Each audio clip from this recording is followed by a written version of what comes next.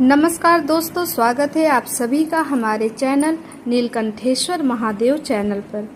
आज हम जानेंगे कि कजरी तीज का व्रत किस दिन है, 2024 में कौन सा दिन पड़ेगा, कब मनाया जाता है कजरी तीज का व्रत।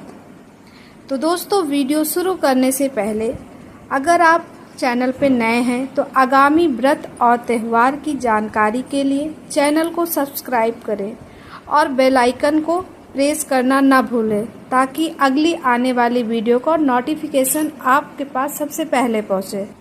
हे महादेव, जो कोई भी आज ये आपका कजरी तीज के व्रत की विशेषता सुन रहा है, देख रहा है, हे महादेव, उसके जीवन में कभी भी कोई भी समस्या ना आए, उसके सिर पर सदैव आपका आशीर्वाद बना रहे। तो दोस्तों, शुरू करते हैं आगे। कजरी तीज का व्रत बहुत ही पुण्यदायी माना जाता है। यह पर्व हर साल सावन मास के कृष्ण पक्ष की तृतीया तिथि को मनाया जाता है। इस दिन माताएं बहनें पूरा दिन निर्जला रहकर शिव पार्वती की शाम को पूजा करती हैं। ऐसा महादेव ने माता पार्वती से कहा है कि जो महिला कजरी तीज का व्रत करेगी उसे माँ पार्वती और शिव का आशीर्वाद प्राप्त होगा, क्योंकि इसी व्रत को करने के बाद माता पार्वती को शिव जी की प्राप्ति हुई और उन महिलाओं के पति की लंबी आयु भी होगी और वो महिलाएं सौभाग्यवती हो जाएंगी। तो दोस्तों, ये रहा कजरी तीज के व्रत की विशेषता कि इस व्रत को करने से कौन सा फल प्राप्त होता है। अब हम जानेंगे कि इस व्रत को रहने के क्या नियम है, इस व्रत को करने के क्या नियम है। इस व्रतधारी को, जो व्यक्ति कजरी तीज का व्रत रहता है, इस व्रतधारी को सुबह ब्रह्म मुहूर्त में उठकर स्नान आदि से निर्वस्त्र होकर शिव जी के सामने बैठकर व्रत का संकल्प ले। संकल्प लेने का तरीका भी होता है।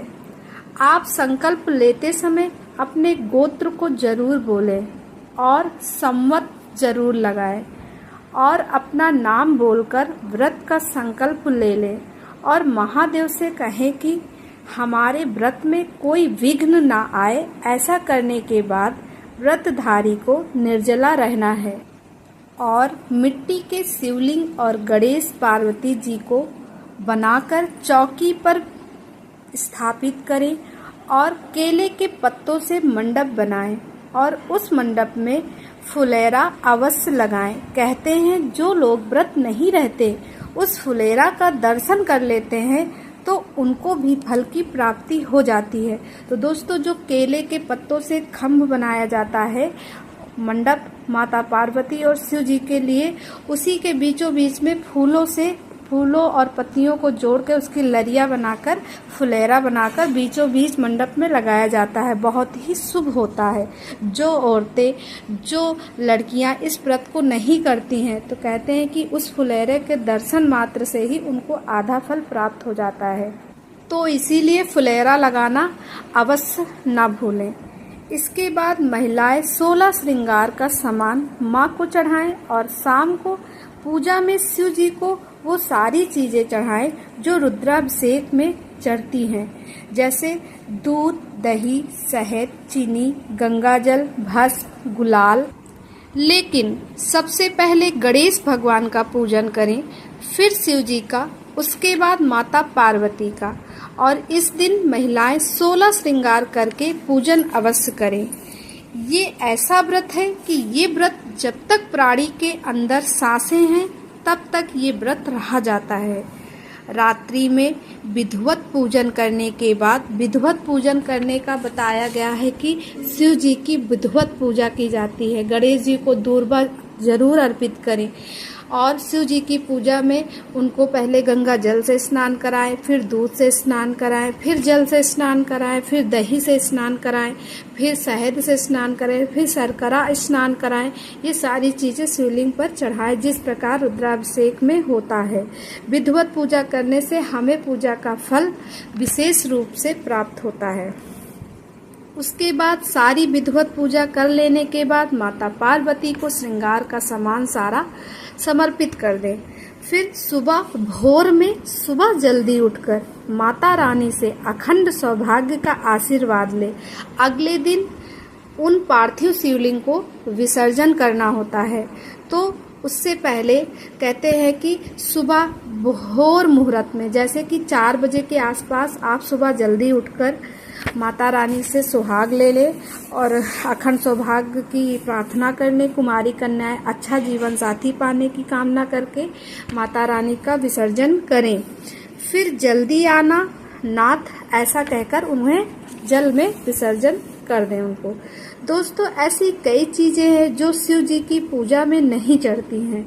हाँ दोस्तों, इस बात का विशेष ध्यान रखना है कि कुछ ऐसी चीज़ें हैं जिनसे शिव जी की पूजा में जिनका प्रयोग नहीं होता है। जैसे शंकर को कभी शंख से स्नान ना कराएं और तुलसी पत्र न चढ़ाएं उन पर, और केतकी का फूल उसे बिल्कुल भी न चढ़ाएं।